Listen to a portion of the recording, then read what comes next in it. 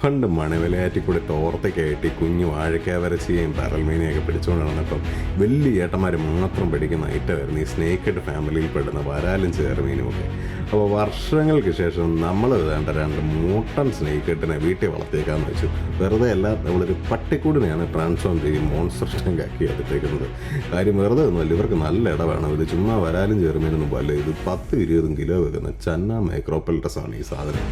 അപ്പോൾ ഇതൊരു heavy predatory ഫിഷാണ് കേട്ടോ. ഇത് തിന്നാൻ എന്തൊരു കൈപ്പത്തി നീളമുള്ള മീനെയൊക്കെ ഇട്ട് അതിന് കൂട്ടുമൊക്കെ അടിച്ച് കഷ്ണങ്ങളാക്കിയാണല്ലോ അകത്താകും.